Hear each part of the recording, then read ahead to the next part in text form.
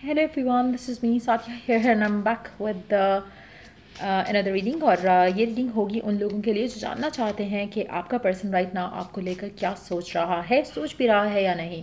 सो चाहे आप in touch हो, आउट ऑफ टच हो, दोनों सिचुएशन में ये रीडिंग देख सकते हो। इस रीडिंग में हम पर्सन के मैसेजेस भी ऐड करेंगे, सो स्टे ट्यून। और रीडिंग शुरू करने से पहले रिमाइंड करवा दूँ कि ये एक जनरल रीड है, सबके साथ मैच कर भी सकती है और नहीं भी।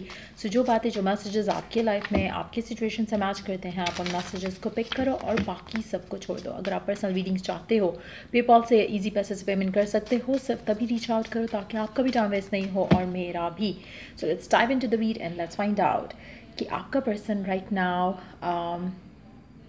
आपको लेकर सोच भी रहा है या नहीं। मैं टॉपिक भूल गई थी जहन से, पर या लेट्स सी आपका पर्सन आपको लेकर क्या सोच रहा है, सोच भी रहा है या नहीं। Let's begin.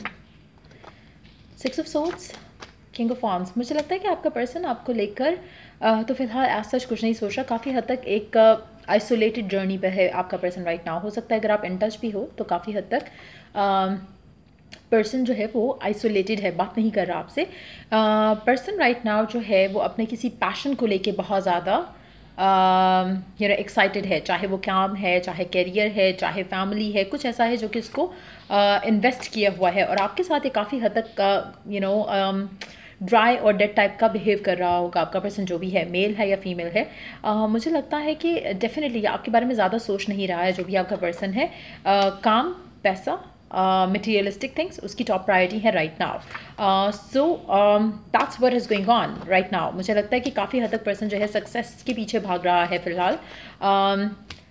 आप सेकेंडरी या मे बी नॉट सेकेंडरी भी हो सकते हो इसके जहन में राइट नाउ।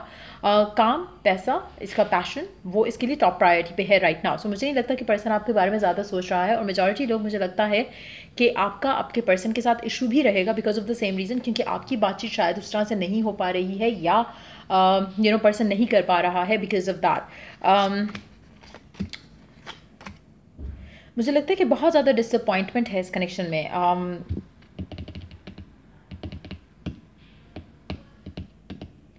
क्योंकि जो आप चाह रहे हो उसका हाफ भी आपको नहीं मिल रहा है इस कनेक्शन में, इस इंसान के साथ, बिकॉज ऑफ देम। वो आपको खुशी नहीं दे पा रहे हैं जो आप डिज़ायर करते हो। और let me pick up the card. So मुझे लगता है कि जो आप डिज़ायर करते हो वो पर्सन आपको वो खुशी भी नहीं दे पा रहा है। और कम्युनिकेशन जो है फ़िलहाल ना होने के बराबर है मेजॉरिटी लोगों के लिए जिनके साथ ये एनर्जीज मैच करेंगी। लेकिन मुझे लगता है कि पर्सन के माइंड में एक थॉट है कि जब वो ये सारी चीज़ों से डील कर लेगा तो शायद आप उसके जहन में आओ, तब शायद वो आपके बारे में सोचे। लेकिन क्या आपको इसके लिए थर्ड प्रायोरिटी या इसकी लास्ट प्रायोरिटी बनना है या नहीं, वो आपकी चॉइस है। लेकिन आपका पर्सन राइट नाउ काफ़ी हद तक अपने सीन में गुम है। सो मुझे लगता है कि आप में से मेजॉरिटी लोगों की या तो फाइट्स हो रही होंगी या फिर आर्ग्यूमेंट्स हो रहे होंगे, या फिर आपने कम्प्लीटली इसका इस पर्सन को सर पे चढ़ाना छोड़ दिया होगा, क्योंकि अदरवाइज आप ऐसे पर्सन के साथ नहीं रह सकते। क्योंकि the way they are showing up seems like कि पर्सन बहुत ज़्यादा सेल्फ सेंटर्ड है राइट नाउ। सो ऐसे पर्सन के साथ अगर आप करंटली होगे तो आप बहुत ज़्यादा अनहैप्पी होगे और डिसअपॉइंटेड होगे। But let me see what this person thinks of you as and के उसको क्या लग रहा है कि आप उसके लिए वेट करोगे या क्या करोगे।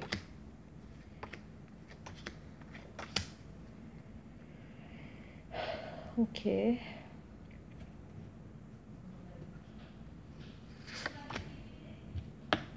अच्छा, आपके पर्सन को लगता है कि जब वो चाहेगा वो आपसे बात करेगा, कम्युनिकेट करेगा, चीज़ों को रिजॉल्व कर सकेगा।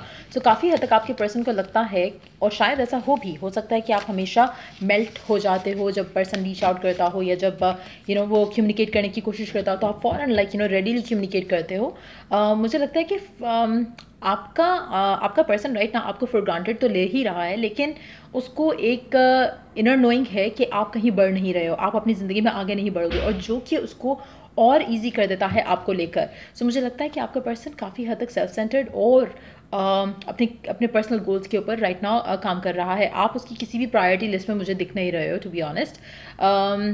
लेट मी सी कि क्या पर्सन आपको मिस करता है या सोचता भी है। सोचना तो मुझे लगा नहीं कि सोचता है पर्सन आपको, बट या अगर हम उसका फ्यूचर पर्सपेक्टिव देखें कि वो फ्यूचर में क्या करेगा या क्या सोचेगा, तो देन वो आपकी एनर्जी आती है उसमें। लेकिन फॉर द टाइम बिंग उसके लिए उसकी दुनिया सारी वो है जो वो काम कर रहा है। लेट्स सी कि क्या फ्यूचर में कुछ प्लान करता है आपकी तरफ कोई अप्रोच करने की।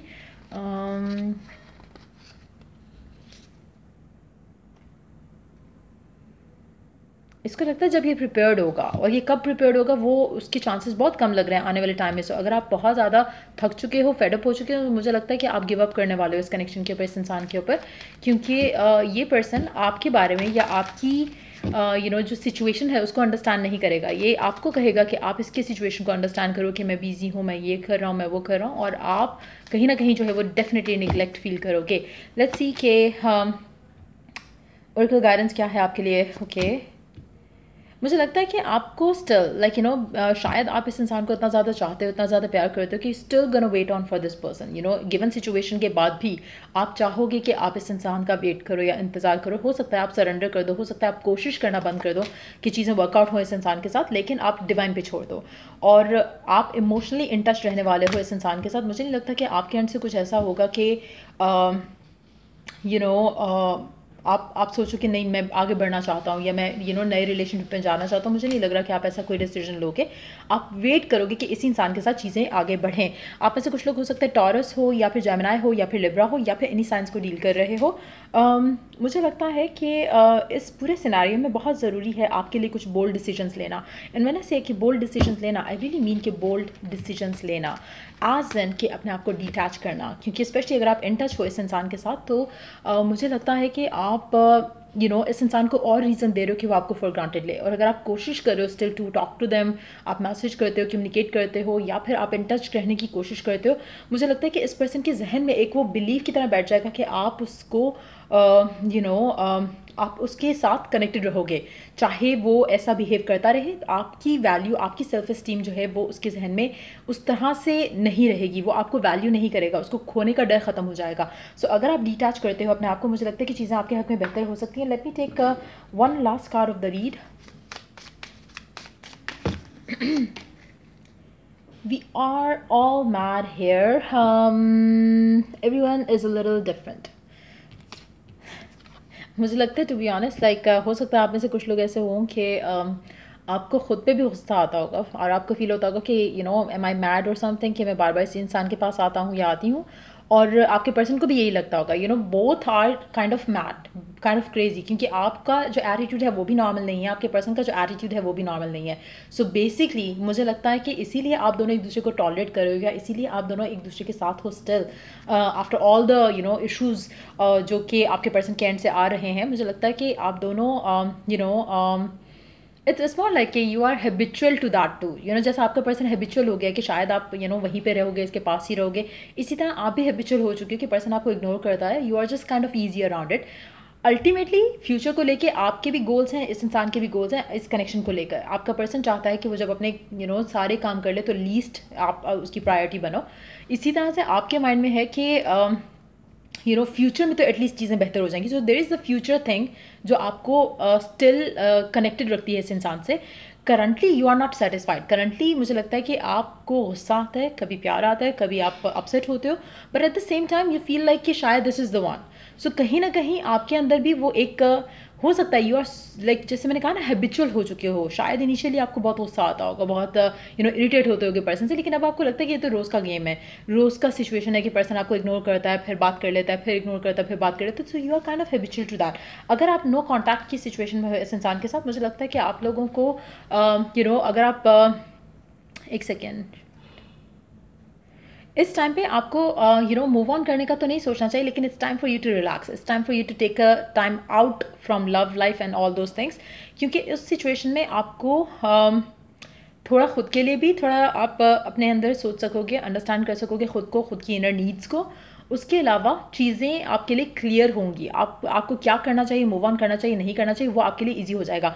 लेकिन राइट ना, अगर आप चूज़ करते हो कि इस इंसान से आप मूव ऑन करो, तो कोशिश करो कि मूव ऑन करो, बट इस इंसान के फ़ौरन बात किसी और इंसान में जंप इन नहीं करो, क्योंकि आप रॉन्ग डिसीजन लोगे और सेटल इन फॉर लेस करोगे और आपकी एक्सपेक्टेशन बहुत हाई रहेगी पर्सन से और आप डेफिनेटली उसमें जो है वो सफ़र करोगे. सो इट्स वेरी इंपॉर्टेंट कि अगर आप चूज़ करते हो कि डिटैच करना है और आपने आगे बढ़ना है अपनी ज़िंदगी में, थोड़ा दिन लाइक अगर आप एक हफ़्ता भी इस इंसान के बगैर गुजार सकते हो, एज इन कि आपको लगे कि हाँ डन है, मैं तो मूव ऑन कर रहा हूँ या कर रही हूँ, अगर आप एक हफ़्ता भी इस इंसान के को मिस किए बगैर रह रहे हो और आपको लगता है कि you have healed, then go ahead move on. लेकिन अगर आपको 2 दिन आपका गुस्सा जब ठंडा हुआ और आपका फिर दिल किया कि नहीं यही पर्सन है, तो डोंट इवन ट्राई कि आप मूव ऑन करो, क्योंकि कहीं ना कहीं you are going to create fuss for yourself. It's better कि डिटैच, सरेंडर और अलाउ थिंग्स टू हैपन.